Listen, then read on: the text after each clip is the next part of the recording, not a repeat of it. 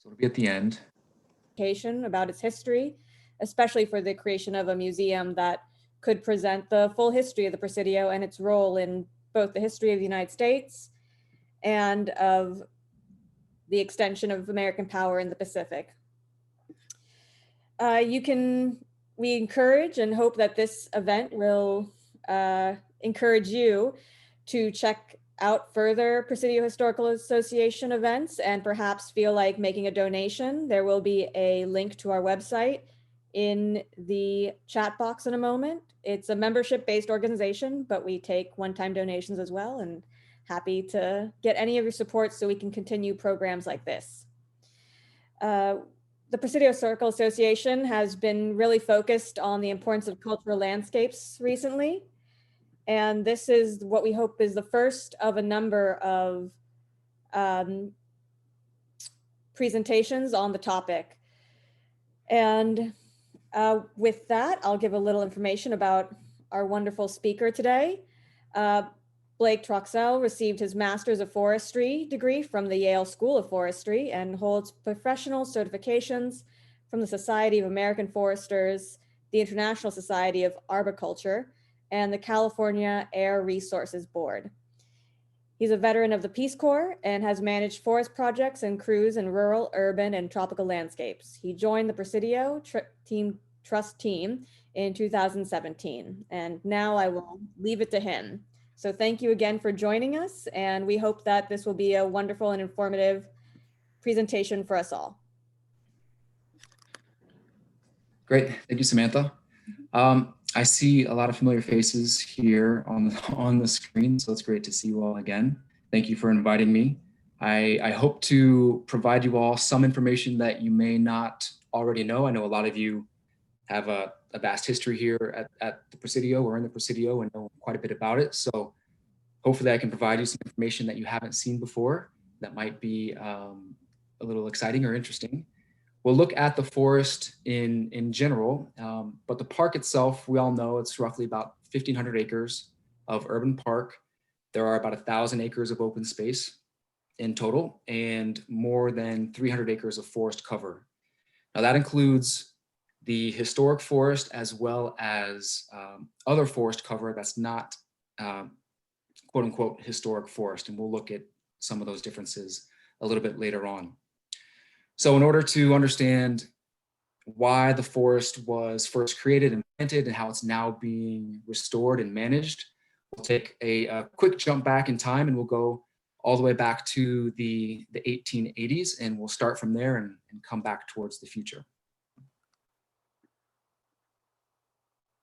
So again, a little bit of overview about the area in general. So the first people to live in this area were the Ohlone. I think most, if not all of us, know that already. They once inhabited and managed the land throughout the entire Bay Area, but also on the peninsula and San Francisco as well.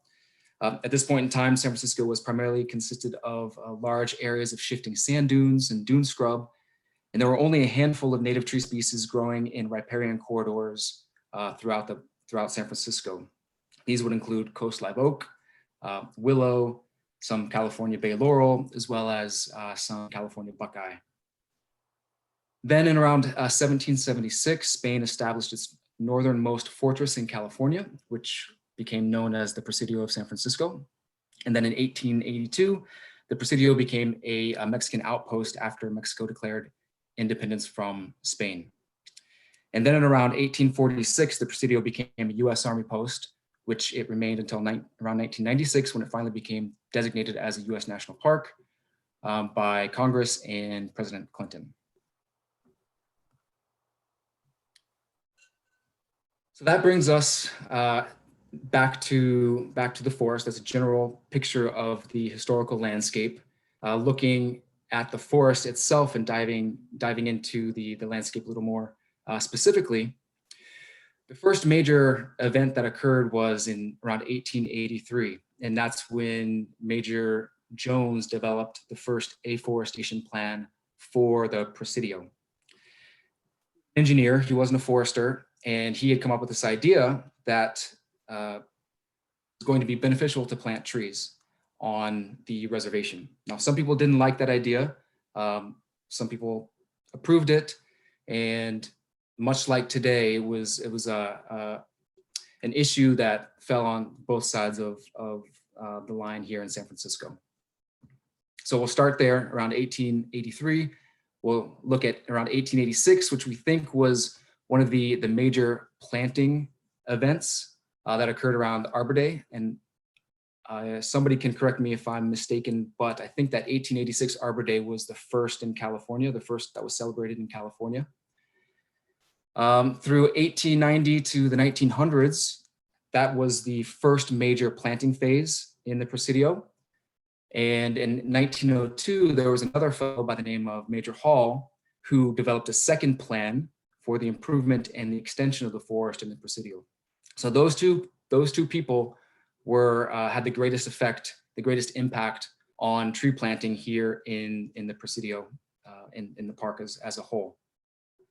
In 1905 to 1915 was considered the second planting phase, and that concluded what I believe was the period of significance for the forest planting effort.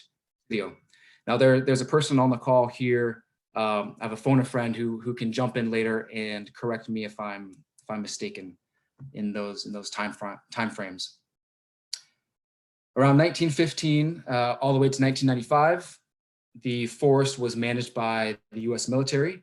We'll take a look at some pictures and some news articles that described how that management occurred, and we can see the difference between what the military used to do and what we're trying to do now and into the future. So here is an excerpt from the letter that Major Jones sent, and his report that he sent to Congress asking for some appropriation funds to plant these trees in the Presidio. On the left-hand side is his script. It's hard to read and probably on your screen, so I'll read it to you.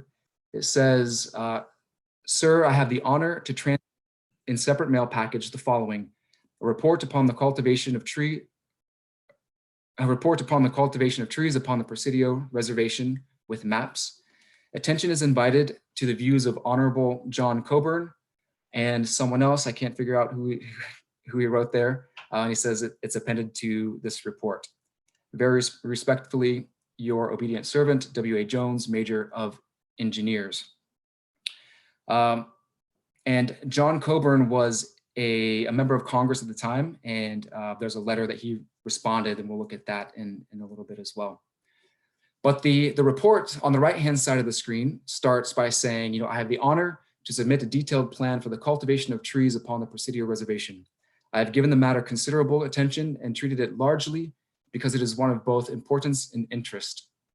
The plan, although apparently so extensive, is perfectly feasible by keeping up the accretion of small doings.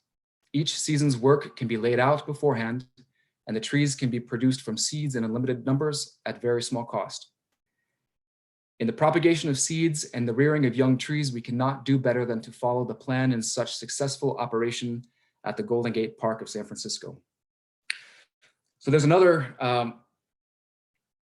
there's a tie between the Presidio at that time and the Golden Gate Park, because the Golden Gate Park had just finished planting a lot of trees, and Jones had some interaction with the management at the park and wanted to use those same species, the blue gum eucalyptus, the Monterey cypress, and the Monterey, because they had been so successful in Golden Gate Park. He wanted to use them in the Presidio Park as well, because the site conditions were very similar.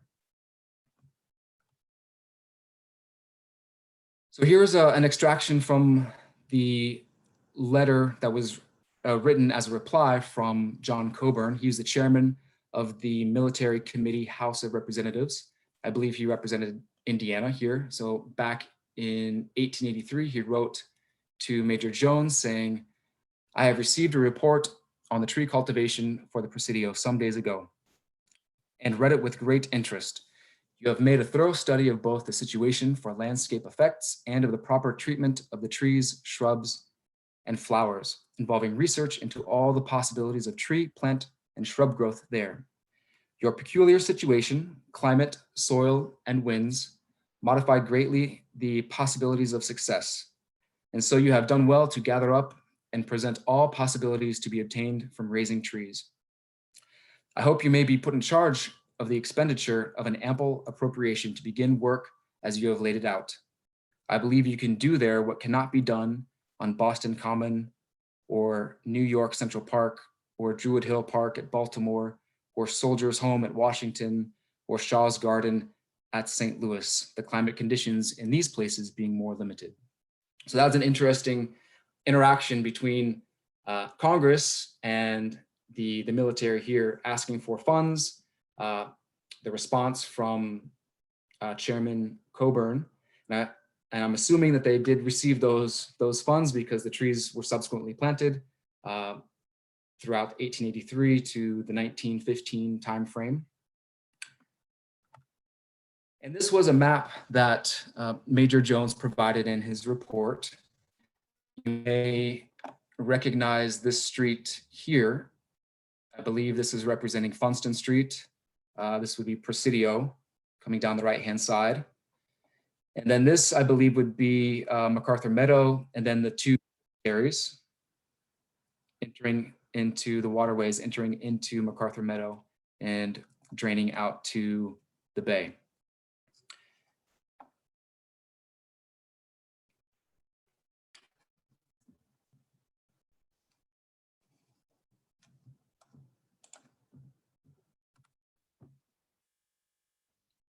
All right, so moving from the 1883 period up only 3 years to the first Arbor Day planting, roughly around 3,000 trees were planted. They were donated by Adolf Sutro at that time, and I believe school children did most of the planting. We'll look at a time series of a shot. These pictures on the right-hand side here, we'll look at those in greater detail and larger pictures, and then some quotes from Major Jones' reports about why he wanted to plant trees in these locations to begin with.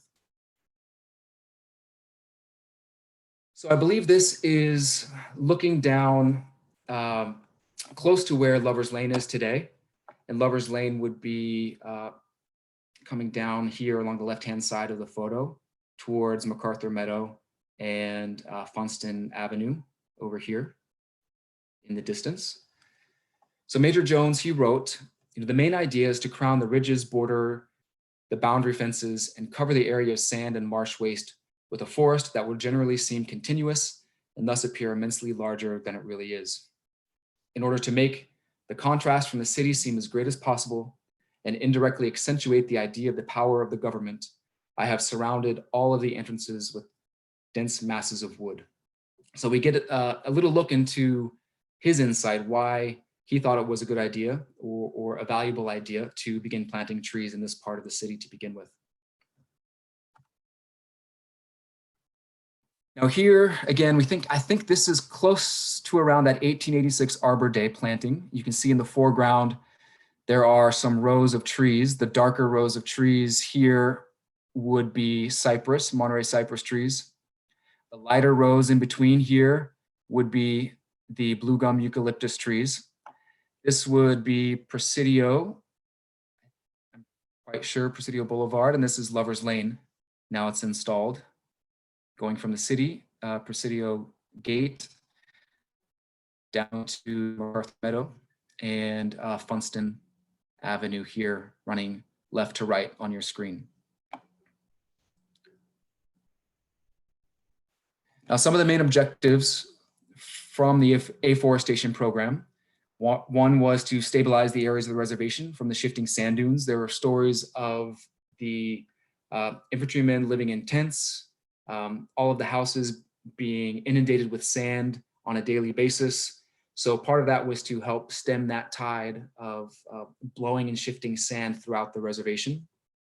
They also wanted to provide protection from the prevailing ocean winds throughout the reservation, improve the appearance of the reservation in the eyes of San Franciscans, and also create a visual boundary between the Presidio and San Francisco to delineate the federal property from the city property.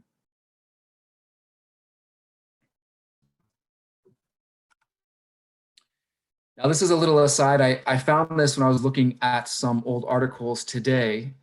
This is all based around that first Arbor Day planting. I'll just read the headlines for the articles. So it says, the first one on the left here says, the tree planting, completing arrangements for Arbor Day.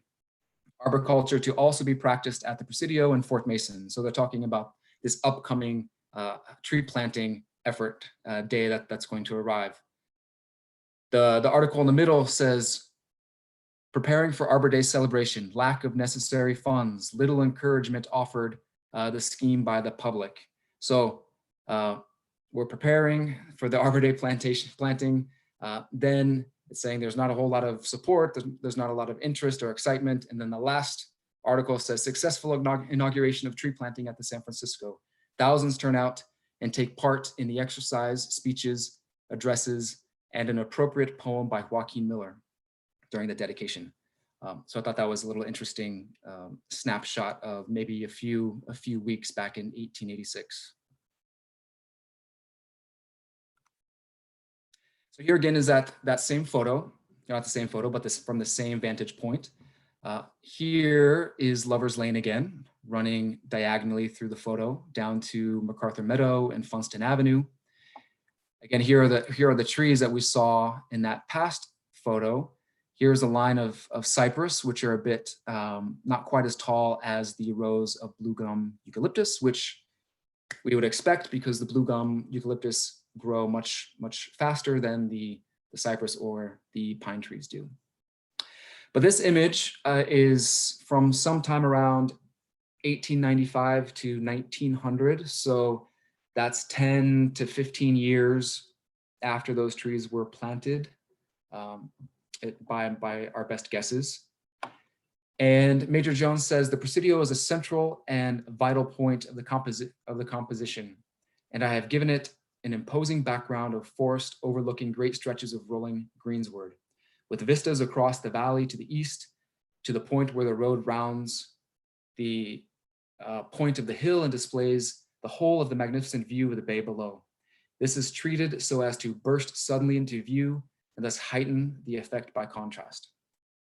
So one of the things that we don't often think about is the aesthetic design components that Major Jones thought about in this afforestation plan. We often think about the functional and the technical issues that are included in his report, but he also made these recommendations that dealt with the visitor's experience of movement throughout the landscape, framing of views, and with the composition of features within the landscape itself. So he is thinking of these landscape design components along with these technical afforestation components and some of those objectives that we saw on that previous slide.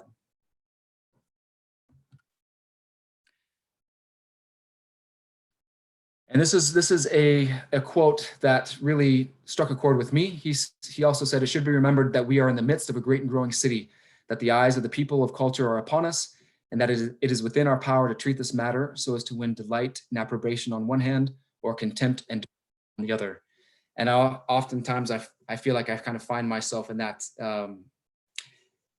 point as well. There are a lot of opinions and desires. You know, everybody has their own set of values that they impose upon the Presidio as a park, which everyone has their right to have those values, whether you're a dog walker or you just come to visit or you live or you work there, right? Everybody has their own needs and values that they put upon this landscape.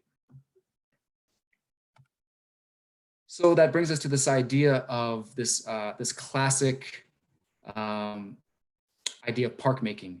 You know, Central Park was established in 1857. Prospect Park was created in 1867. Golden Gate Park was created in the 1870s. And then came along the Presidio, and the forest was being planted in the 1880s, right? So there is this logical progression of this classic nature of park making that I believe Hall was trying to take some of these landscape design components and apply it to the Presidio as well. So after Jones, there was a man by the name of Hall, and he was a forester and agronomist, and he actually developed another plan and proposal to improve and extend the forest on the Presidio to make it even larger than it was when Jones started the planting efforts. So here's a little excerpt from his report. He says, the following report is made in consequence of a letter from the Honorable Secretary of War dated in 1902, requesting the assistance of the Department of Agriculture in formulating a plan for the improvement of the Presidio Reservation. The assistance sought involves specific recommendations for the treatment of the present woodlands and the planting of such additional trees of forest blocks as might be required in the systematic improvement of the reservation. So he goes on to talk about the size, as the area covered by trees is now about 420 acres. They were planted very densely together, and the species used most abundantly, blue gum, Monterey cypress, and Monterey pine, are notably rapid growers and have reached a crowded condition much sooner than any other kinds would have done. Such rapid growing trees cannot stand a crowded condition without damage. Already some of them are injured and the whole stand needs immediate relief by thinning. So he came in and he provided these recommendations, these prescriptions, stand by stand or block by block, to say we need to thin trees in this area, we need to replant trees in this area. And some of his recommendations were followed through. The thinning aspect of his recommendations and in his plan were not necessarily taken to heart by the military throughout the next 100 years. So not a whole lot of resources were applied to that effort, and greatly affected the condition that the forest was in when the Presidio took over the management of the forest in the late 1990s. Here's a small list of species that he was requesting, about 60,000 trees in total here, of all different species. Some eucalyptus, even black acacia. They were planting black acacia, something that they wanted to plant as landscape trees. Pittosporum, cedars, deodar cedars, other cypresses, and lots of different pines, as well as some oaks. So this was a map of his, I believe, and this is what the reservation looked like around the turn of the century, 1900 to 1915. The black dots are where most of the trees were. The empty spaces are where there were not any trees. So this is the extent of the historic forest around 1907 to 1910.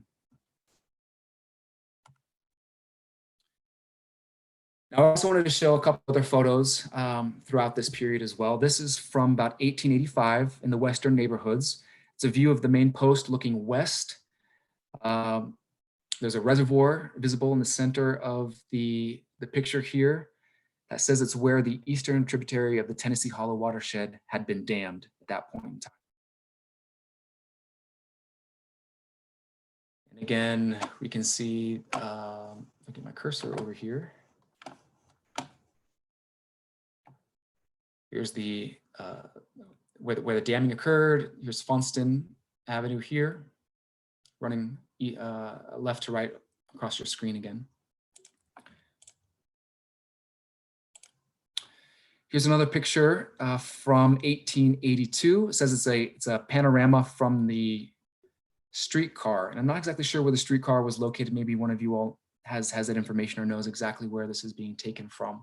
But again, it just shows you how the trees were being planted. These are pines from the look of them, primarily.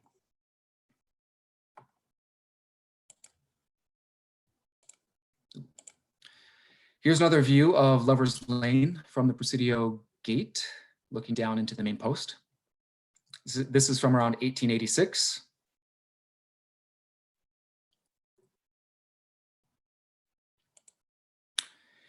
This is 1883, and another little series. We'll go through a couple photos here. 1883, looking down at, again, Funston Avenue is running here. MacArthur Meadow is over here. Again, you can see from, this is around 1886, the trees are getting larger. This photo is from sometime in the 1890s, around 1900. You see the photos or the trees are even larger than before. There's some combination of eucalyptus trees and cypress trees all planted together in this area. This would be the inn, I believe, and the officers club would be over here, and this little stretch of Arguello Boulevard making the the corner, rounding the bend over here on the left-hand side of the photo.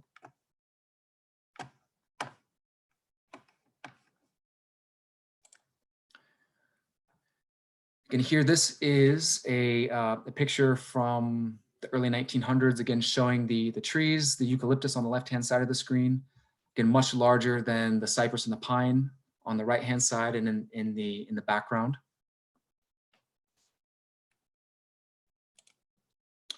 And then again, another picture of Presidio Gate from 1914. So you can see how quickly those trees have grown from the 1880s, 1890s to the 1914, 1915 timeframe. Now you can't even see down to the main post at this point in time.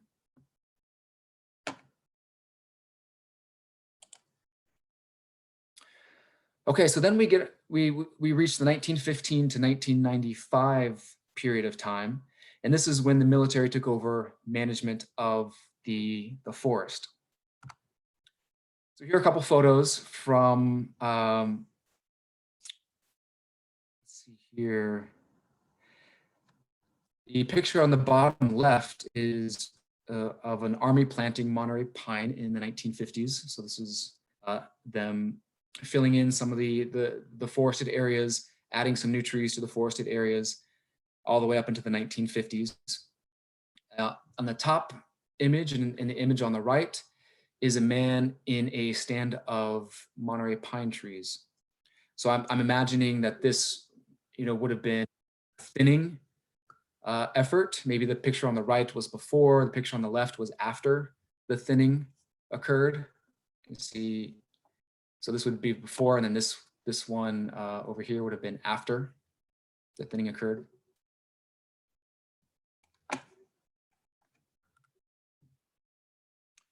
And again, some more images of the Army's tree management and tree care. The image on the left, I believe that's coming in the Presidio gate going down Presidio. On the right-hand side are a row of blue gum eucalyptus trees. And this was the way that they managed their trees back then, especially the blue gum eucalyptus, because they could resprout from this type of heavy pruning, heavy-handed approach. So they would just top them all. They'd take off all the limbs, completely take the top off the tree, and the trees would then resprout and regrow. And you can see this today. If you go through the park, you'll see there's a large knot of wood, or there might be a large, what we call like a knuckle. It kind of looks like a knuckle, the knuckles on your fist. And this is where all the new tree stems are growing from. And you'll see 4, 5, 6 stems all growing straight up from that point. So that's the result of the Army's management techniques back at that time. Here in the middle, there's a newspaper article that's difficult to see, but it says Timber Topper Tale. The 315th engineers give Presidio's woodlands a treatment. So they're essentially going in and removing, it says about 3,000 trees at this point in time during this harvesting effort. And in the article, it says, it feels like you're in a timber plantation, seeing these efforts underway in the park. I apologize for the graininess of the images. You can't really see them that well, but you can kind of get the feeling of stacks and stacks of wood here in the bottom. There's a crane here helping to remove some trees, and then here up top, trees are blown down in the forest stands, and here there's a man topping these trees up here in this image in the top. And in the far right, there's an article. I thought that it would be interesting to include. It says, tree slash in Presidio protested. Indignant property owners protested yesterday against the topping of 10 acres of eucalyptus trees between Broadway and Lombard Street gates to the Presidio. The same persons who are now objecting are the ones who asked us to trim the trees, declared Brigadier General Phillipson, the commanding officer of the Presidio. But they're not being trimmed, they're being murdered, declared George Kinsey from Lion Street, spokesman of the Protestants. As WPA workmen sent 100 feet of a 125-foot tree crashing to the ground directly behind his home. So there are a lot of these concerns that were happening back then with how the forest was being managed, risk, hazards to homeowners or even visitors to the park, you'll realize that a lot of these themes kind of repeat themselves throughout the decades. And some of these issues, we're dealing with these issues today. And we're not necessarily harvesting 10 acres at a time, but we do have trees that are close to homeowners in different borders of the park. We are harvesting trees, we are removing trees, we are replanting trees. So while it may not be to this scale, we are doing something similar now. And some of these issues and concerns that were raised back in, this is, I believe, 1938, a Chronicle article, 1938. Some of those concerns and issues are still being raised today. This is an article about the eucalyptus tree that stands in the middle of the main post. It's the last survivor. It's a famous tree. It says the extensive wooded areas of the Presidio of San Francisco are a surprising contrast to the barren slopes and ridges of the landmass that constitutes the northern share of the Golden Gate. They may be equally surprising to learn that the tree plantations of the Presidio are a part of a rather well-planned and executed reforestation project begun over 80 years ago. So even at that time, they were thinking about how do we reforest, how do we replenish this forest, how do we manage these old, perhaps dead and dying trees, some of them at that point in time. It's also interesting to note they, at that point in time, they thought that this species had a lifespan of about 80 years. So they're thinking the blue gum would last about 80 years, and this one was exceptional because it was living longer than 80 years of age. But now we know blue gum can live much longer than that. The first blue gum tree that was planted here in the mid 1800s, 1840s, 1850s. This tree here is probably one of the earliest blue gum trees planted in California, still alive. So it is probably close to 150 years old at this point in time. So talking about the Presidio, we can't talk about the Presidio without talking about the blue gum eucalyptus, and there are people on both sides of the issue. Some people love eucalyptus, some people hate eucalyptus, some people are in the middle, are indifferent to eucalyptus. But this was a magazine article back in 1956. I thought it was interesting to show the trees that captured California. It says, more than any other tree, the millions of lofty giant eucalyptus give the California landscape its distinctive character, yet every one of these giants was planted by man. And the first eucalyptus was planted just 100 years ago. So just a look into the thought process and some of the ideas of people back in the 1850s, how they felt about the eucalyptus trees back then, and how people feel about the eucalyptus trees here now. I can assure you that many people do not have that same that feeling towards the eucalyptus as it's giving the California landscape its distinctive character these days. I'm sure that wouldn't fly these days.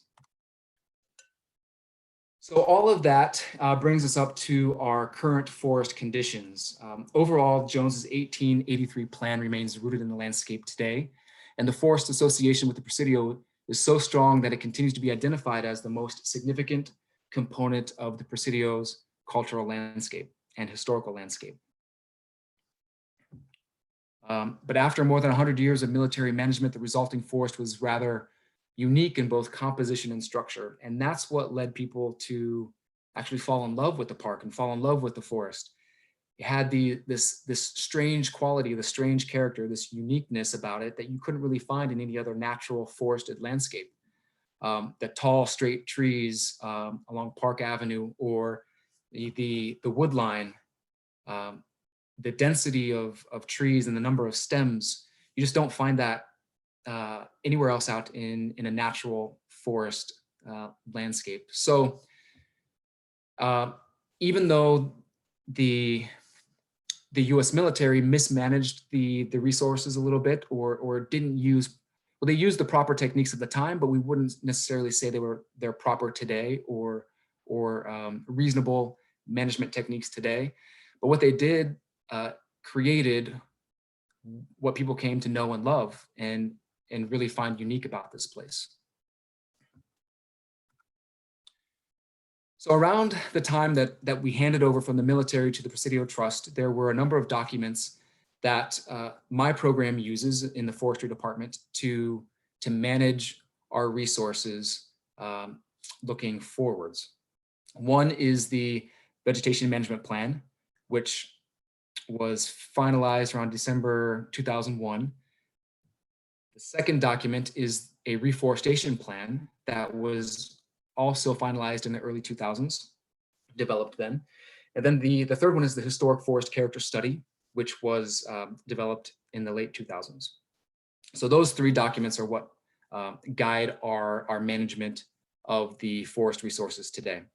So the Presidio, the VMP is a policy statement and management framework for protecting, enhancing, restoring, and rehabilitating the native and planted vegetation within the Presidio. It still remains in effect today. And the VMP identified the need for a historic forest character and treatment study that we see on the right-hand side of the screen here. This would and did provide information to document, analyze, and evaluate the characteristic features of the historic forest and to identify the vital elements or the fabric inherent in the forest's character that must be maintained. So the Presidio forest is a contributing, apologize for that. It's a contributing factor to the National Historic Landmark District, and it's actually the largest component of our historic character.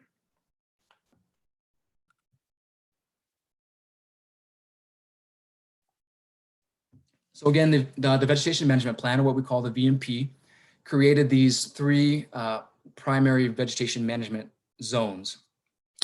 The colors here, the dark green is the forest, the beige color is the designed landscape area, and the light green are the native plant zones. So this is what we were trying to take in 1995 and kind of move the landscape in this direction to reflect what's on this map here on the screen.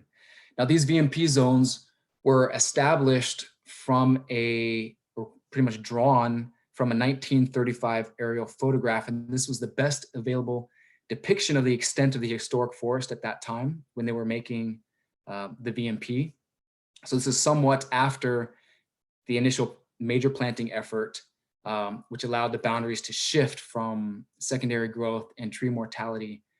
So we have those initial plantings. Over time, the boundaries had shifted, and we used this picture in 1935 to try to redraw some of the boundaries and say, okay, this is where the forest, we're going to manage forest here, we're going to manage native plants over in this location. Now, this is not the 1935 aerial. It's actually from 1923, but this is the closest one that I could find. So this is what the landscape more or less looked like at that time. You can see the dense wooded groves all throughout the park, and today we have much less forested area, acres of forest, than what is actually shown here in this photograph. Because we've added buildings, we've added the Baker Beach housing complex, all sorts of development pressures have reduced the footprint of the forest somewhat. This is an image which may be a little bit difficult to see, but it compares the historic forest extent from that 1935 aerial to the current existing boundary at around 2000. You can see there's quite a bit of difference. The hashed lines are the historic extent, and the light green color is the current existing forest cover or canopy cover.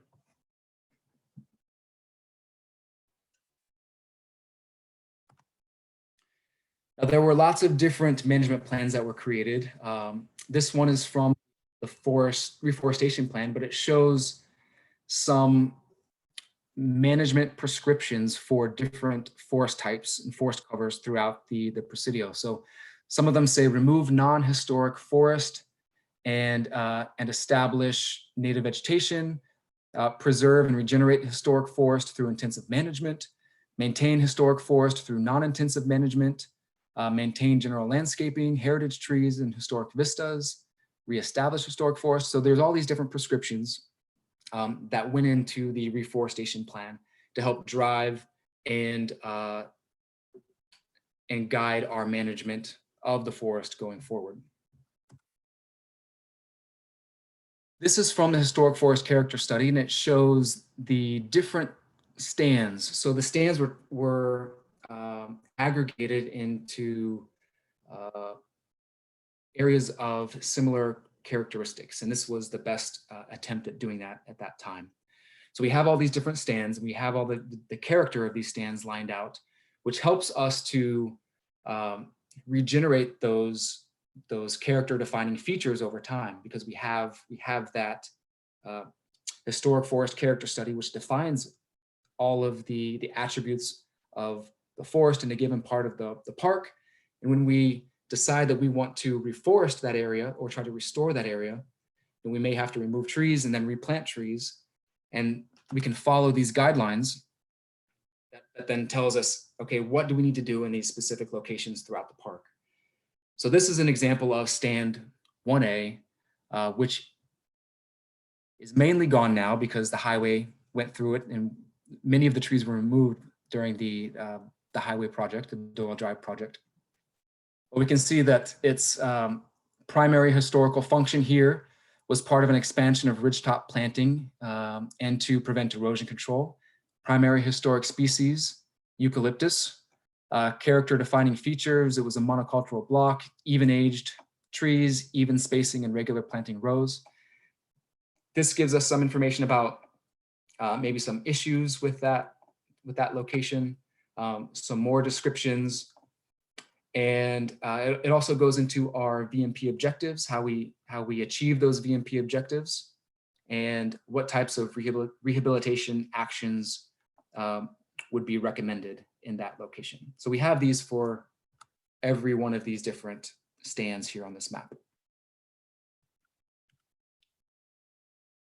So that brings us to the point where we started reforesting and trying to rehabilitate the park as a whole. Now, the person who started this is Peter Ehrlich, and probably many of you have met him or knew of him before he passed away.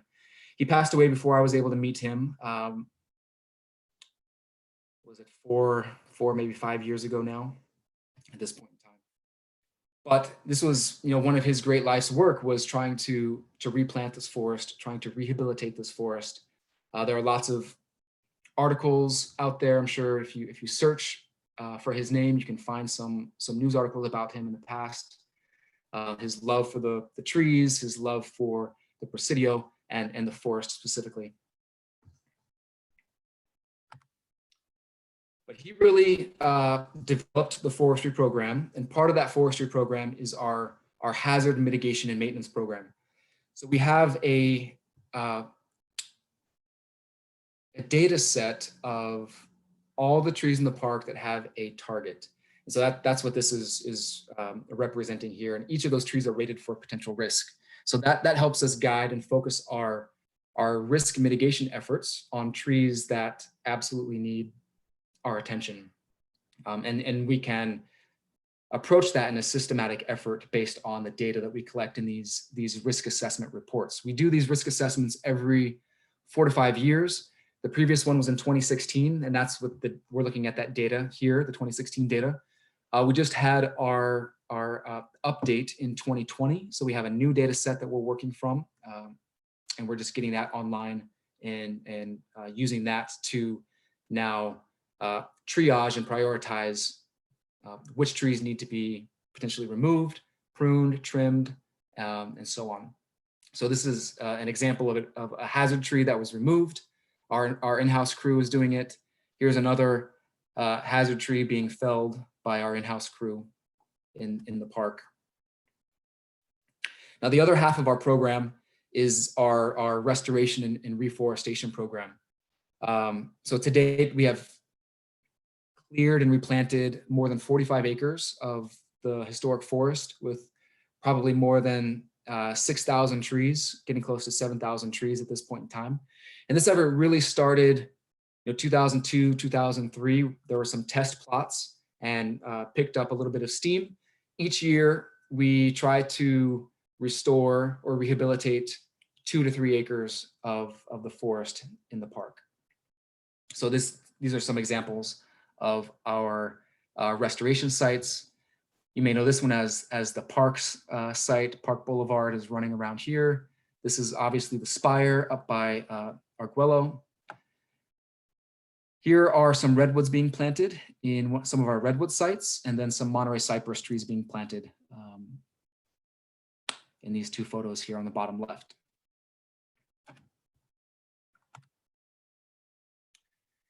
This is a new site that we just planted up this past winter. We just finished a couple weeks ago.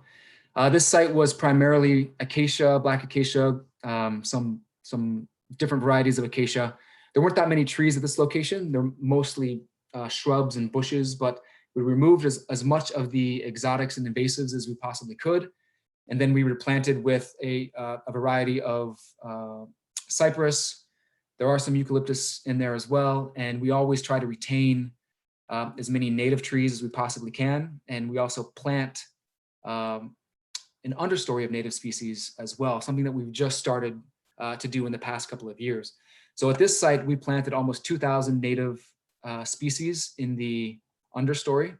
So they're little tiny plugs. You can't really see them from these photos, but they're scattered all throughout these sites in between the larger trees that we plant for the forest.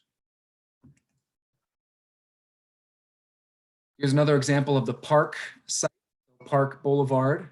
This is one of our key historic sites. These trees were planted 3 to 4 years ago. These trees in the middle, 2 to 3 years ago. And these trees all the way in the background are about a year ago, down below. And again, we try to plant some native species in with our trees as well. So this is, I believe, sticky monkey flower here. There's some baccharis, some other San Francisco native species. This is one of our test sites at this effort, and it's doing really well. It's been really successful. The bird monitoring has shown that the birds love these areas. Insect monitoring has gone really has been really successful as well. That's not part of our program. That's more of our natural resources program. So they have all the data associated with that, but we're getting some really good results with some of our test plots like this one. There's some more cypress trees being planted in some of our restoration areas. These trees are about a year old. So they're planted, they're probably 2 feet tall when they're planted. And these ones are probably 3 to 4 feet in a year and a half.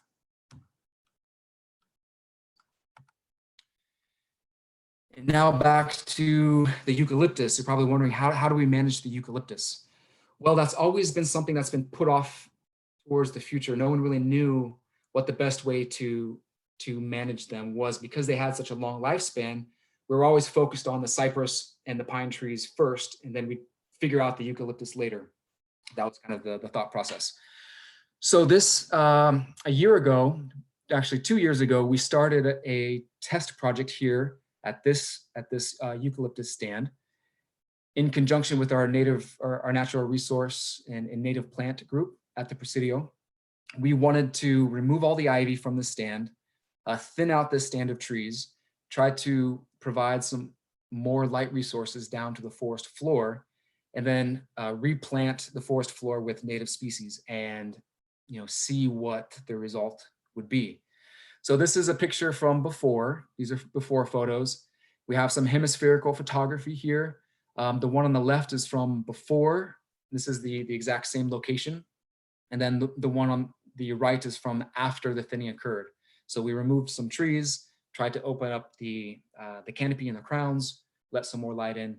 Not only would that help the native plants on the forest floor, but it will also help the eucalyptus trees as well to help increase and improve their vigor and health. So they get more light resources, they get more water resources, and more nutrient resources as well. This is what the forest floor looked like after we removed all the ivy. We thinned out the forest stand. This is about a 2-acre stand. And then we planted with some native species in the understory, sticky monkey flower, some red elderberry, some toyon, and a bunch of other things that I can't really name as well. So we're continuing to monitor this site, and we hope to have some more data on how well things are growing in the next couple of years. And now I'm going to show you a video of that project. It's about a 3-minute video. So this is at the end of the presentation, and then we can take some questions after this.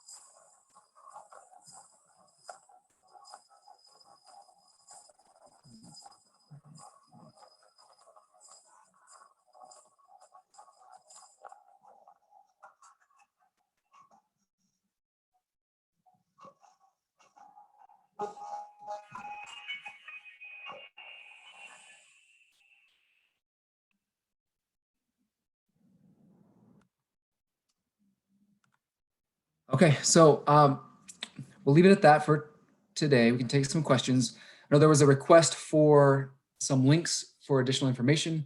Unfortunately, we don't really have a great repository of information on the presidio.gov website, but the best place I can send you to is this active projects URL. And if you go to the presidio.gov website and you search for active projects, you'll find that webpage, and that will show you a list of things that's currently going on, forest management projects, the open space update, all those types of things. But I hope that we'll have a better place for forest related information on the website. So you have to hold tight and wait for that. But with that, Samantha, we can take questions if there are any. Definitely. Thank you so much, Blake, by the way, for being part of this and for this great presentation of the history and what plans the forest management has for the future of the Presidio as our urban forest. So let's take a look at some of these questions we have here. There was a question about one slide about the 60,000 trees comment for planting. I wasn't certain which slide it was on. So if Ariane can come back to that maybe with more context, that would be great if you want that answered, or if Blake knows what that's in reference to, that'd be also good. Does she want the list? I'm sorry? Is there was a list of species. Yes, I think so.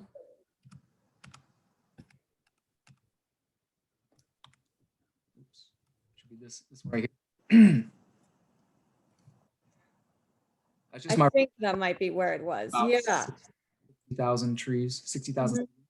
So Major Hall was requesting about 60,000 more trees to plant in his recommendation, his report.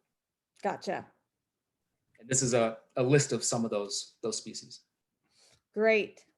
I hope that gave some, is helpful for you, Ariane, and thanks for the question. There were another question from Natalia Kresich, starting with whether the Presidio keeps track of how many trees are felled and cut each year. Yes, yeah, we do, and we report that to the San Francisco Urban Forest Council annual report. So last year it was roughly, off the top of my head, I think maybe we removed about 400 trees, and we planted about 600 to 700 trees. Mm-hmm. So there is like a 1-for-1 plan of replanting, if not more. Is that the goal, or, and how is that going, I guess is the question. So it depends. Some stands are more dense than others. Mm-hmm. It just depends on what that site looks like at that time. Mm-hmm. For example, one of the pictures I showed of that acacia site, there weren't really any trees that we removed there, but we planted about 150 trees at that location. Mm-hmm. And we removed and brush. So it's not always a one-to-one relationship. Usually we plant back at a 15 by 15 foot spacing. Mm-hmm. And then every 5 years or so, we'll go back in and we'll thin. So we'll select trees to remove based on their health and the vigor and their size. And that allows other trees to grow even larger. So one of the problems that the military created is that they didn't thin out enough. So they left them as is, and that's created these tall, thin trees, these tree trunks with very tiny crowns on the top. And that developed a situation where the trees weren't that healthy. They were easily susceptible to wind throw, being knocked over by high winds. All those situations came to a head and required the reforestation program to go back in proactively and remove trees that were on the decline and replant trees that were young and healthy to kind of kickstart that restoration cycle all over again. Nice. And I think there was just a last question on that, which was along Doyle Drive. You mentioned that, you know, the construction work there caused a lot of deforestation there. Are there plans to reforest that area? Because it's still pretty sparse of trees right there. I think a lot of locals are, you know, they miss that part of the drive. There are plans. However, our desire to replant trees is constrained by the physical nature of the highway. So there is an easement around the highway, and there are certain restrictions where we can and can't plant, and the size of trees we can plant and can't plant, because we don't want to encroach on the easement of the viaduct, for example. So the short answer is yes, trees will be going back in certain locations where we can get them, but there will be locations where we just won't be able to replant trees. For example, in between the highway medians, it's just not a safe condition to create to put those same type of trees back there in between the lanes of traffic. So with what is presented to us now, and we're going to try to put back as many trees as we can possibly put back, given the restrictions that we currently have. Sure. We have a question from Professor Robert Cherney, and he's curious about the use of a 1935 map to determine the extent of the historic forest. And he read that the WPA planted thousands of trees, which would have been in the mid to late 1930s. Those trees should also be considered as part of the historic forest, shouldn't they? That's a good question. I have a colleague on the line here, and he knows who he is. If he has any information on that and wants to chime in, feel free to do so, but I think you might have to get your mic unmuted. So when the VMP was created, they had to divide up, see if I can go back and find that VMP picture. They had to divide up the Presidio into different management units. One was your general landscape zones. The other was native plant zones, and the other was forest zones. They decided they wanted to create those three zones, and it wasn't going to be an easy, clear-cut solution to where these boundary lines should go. They decided, somebody decided, whoever was developing this plan, they decided that 1935 aerial was what they would, base their boundaries off of for the most part. I wasn't in the room when it was happening, and it was probably just a discussion of, let's put it here, a little bit over here, or we'll put the native plant zone over here, and it looks like maybe we'll draw the line here, and so I again, I wasn't in the room when it was happening, so I can't really. Right. We actually decision. Not to interrupt you, but Rob Thompson, yeah, Rob Thompson is here, and he might have some thoughts on this. Exactly. Yes. Yeah. Hi, everybody. Yourself real quick, and yeah. Sure thing. So, hi, everybody. For those who don't know me, I'm Rob Thompson. I'm the Trust's Federal Preservation Officer. I work closely with Blake on a lot of these projects, and thank you all for being here and your interest in this topic. Just to jump in on the history piece, Professor Cherney, you're correct that WPA was active in the Presidio in forestry in the 1930s. However, most of their work was on forestry management and fire prevention. And this is discussed in the Historic Forest Character Study. So it wasn't so much focused on tree planting at that time as it was in supplementing the Army's efforts to manage the forest. And I can send you that reference offline if you like. So that was part of the thinking with regards to that 1935 aerial that we managed to now. Great. So we did have another question that I think kind of goes into a couple of the questions we've just been getting. Let me look for it real quick. It was kind of how do you make your choices between the replacement plants? Why are Leland cypresses being planted instead of Monterey cypress, for example? And we had a couple of just questions in general about how your selection process goes for what you replant. Yeah, great. That's a great question. So specifically the Leland cypress, that was that list Hall's recommendation report from 1902. So he was requesting those Leland cypress to be planted, in the early 1900s. We don't necessarily plant those now. They may be planted in landscape zones or landscaped areas, but in the historic forest, we don't, at least since I've been here, we haven't planted any of those. We try to follow that historic forest character study as best we can. So if we're in a location where we have Monterey cypress, we're removing Monterey cypress, we will try to replant with Monterey cypress. We will also experiment with some other varieties of cypress. So we've also planted Sargent cypress, Gowan cypress, Santa Cruz cypress for a variety of different reasons. Some of them site conditions as well as viewshed conditions, but we try to follow that historic forest character study as best we can. There will always be situations where we have to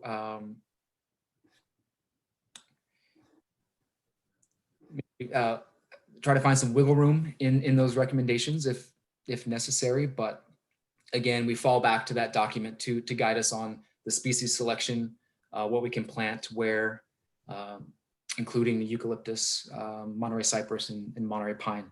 And those are the three main species that we work with. A note regarding the Monterey pine, because they are susceptible to a few different diseases and are declining and dying rather rapidly. We are also testing and trying out different pine tree species throughout the park as well that are not as susceptible to that pine pitch canker or beetle kill. So there, again, we follow that document as closely as we can, but there are real world scenarios or situations that may require us to deviate from that a little bit.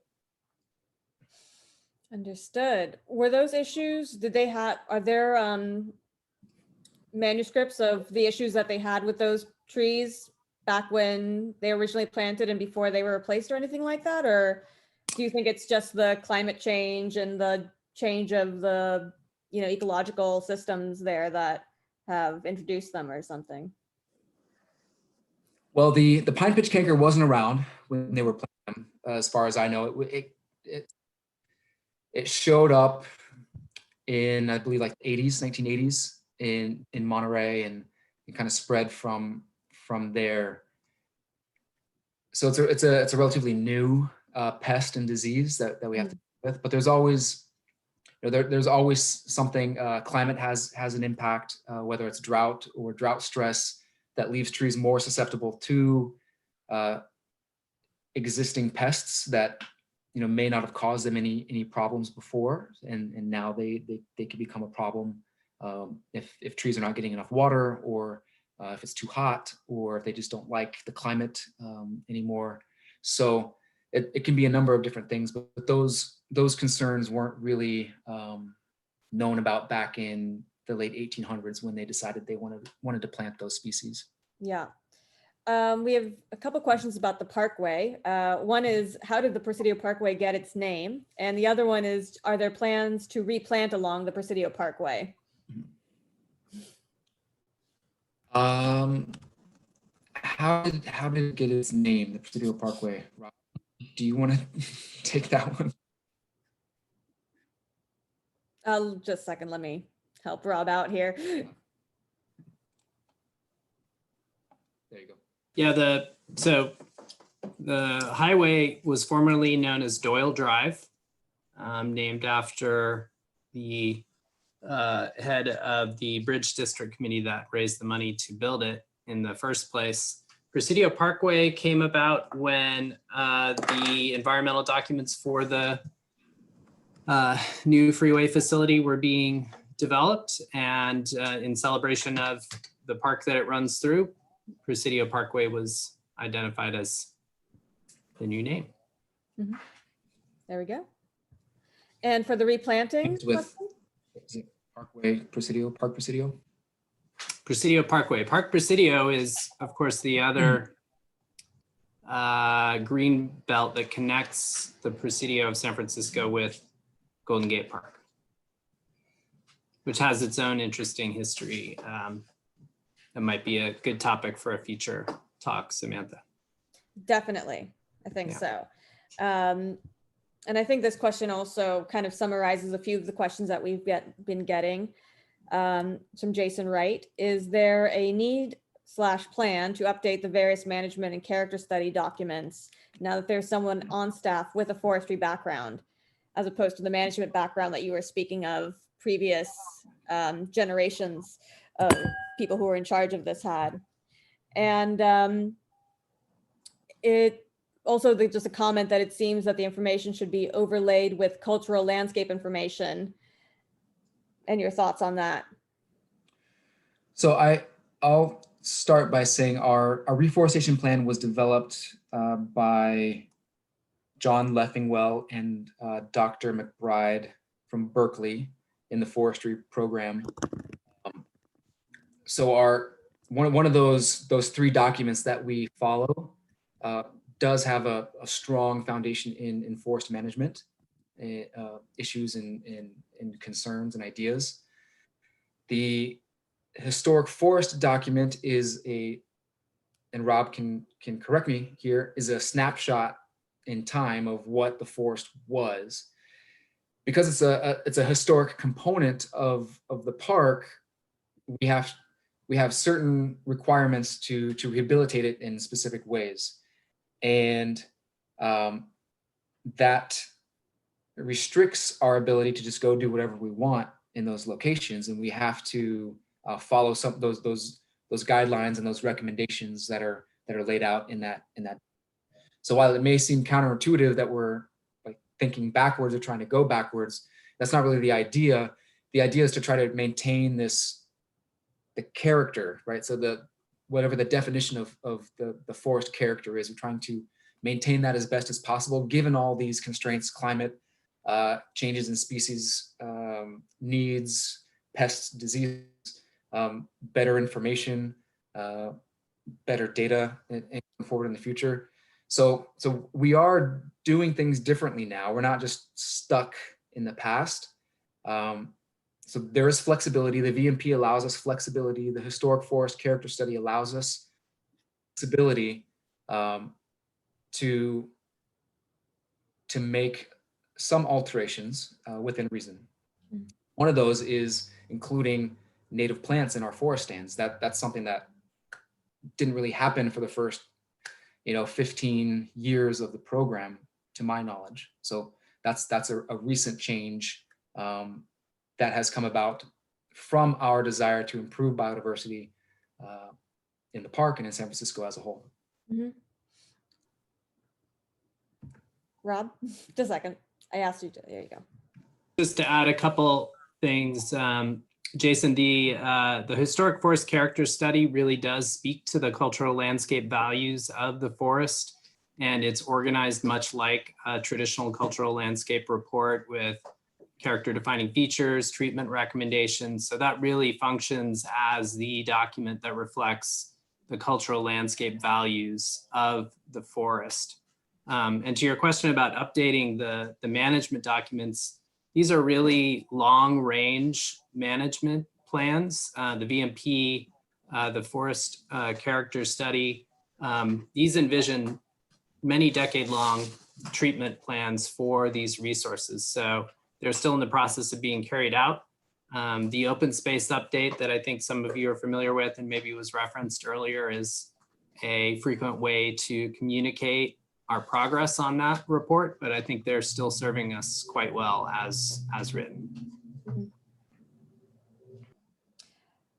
We had a few questions on climate and how your decision making goes in relation to climate change, and you kind of touched on this with the selection of the native plants and trying to see if that will, help the Presidio and some of our surrounding area.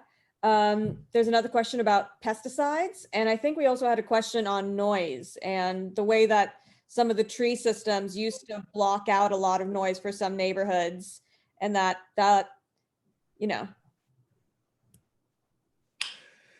Yes, so climate is obviously a big factor. It's a huge impact on what we can and can't plant in certain locations from different parts of the park. The site conditions differ greatly. So if we think about along Lion Street, we've got a very sandy soil, not a lot of groundwater, not a lot of water. It's very dry conditions. It's hard to get things established at those locations. If you go towards the interior of the park, the site conditions differ. If you up by the Spire, is a very, very wet part of the park. The soil is very dark and clayey and holds a lot of water and moisture. So even talking grand scale climate conditions have effects, but also there's these micro zone site conditions and climate conditions have an effect on what we can and can't plant where throughout the park. On a large scale, yes, we are testing different eucalyptus species, testing different pine species, testing different cypress species to see what does better, or what does well, or what does best, and that information will allow us to, well,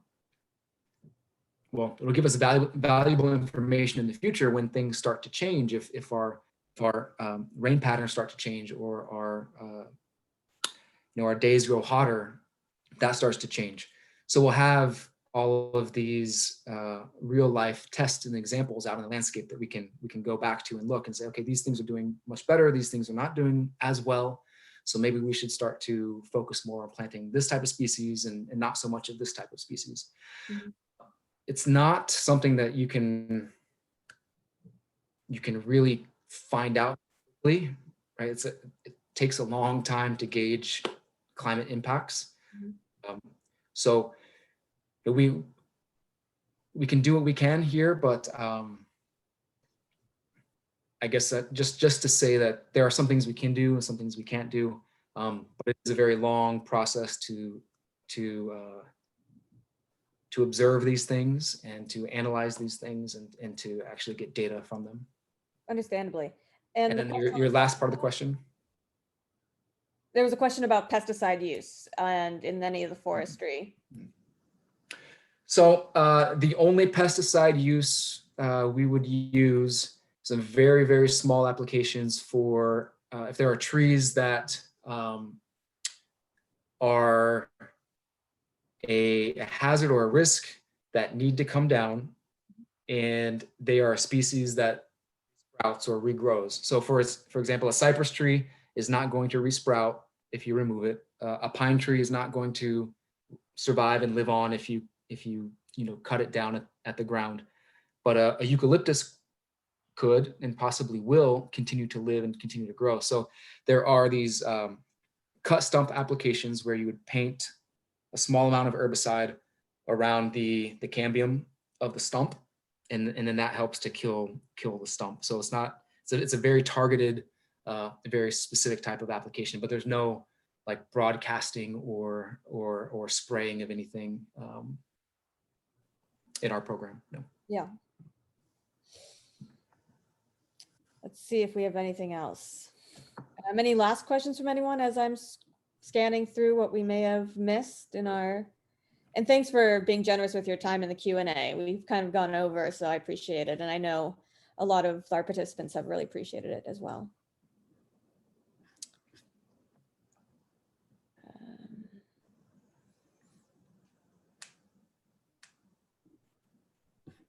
Let's see.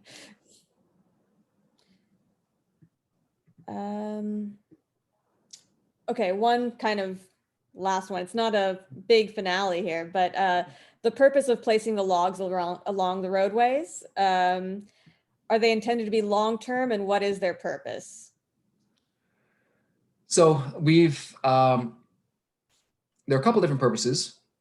One is to reuse and repurpose material, so we don't have to off-haul material to a landfill or a cogeneration power plant where they burn it and then it becomes CO2 in the atmosphere. We oftentimes line our trails with it to kind of delineate the pathways. Same thing along some roadways where we have maybe issues with vehicles going off the road or trying to park off the road.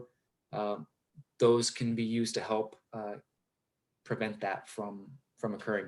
We also get waste management credits for reusing logs in the landscape, and so that is another side benefit, added benefit to that type of thing. Mm-hmm. It gives people places to sit down as they're walking around the park, so it does have some good uses. Yeah. Okay, a final, I think, question, and of course we've got a lot of questions on eucalyptus because that is one of those that a lot of people from San Francisco have just known the whole time that they've been through the Presidio and lived here. So is there any plan to replant the blue gum eucalyptus at all?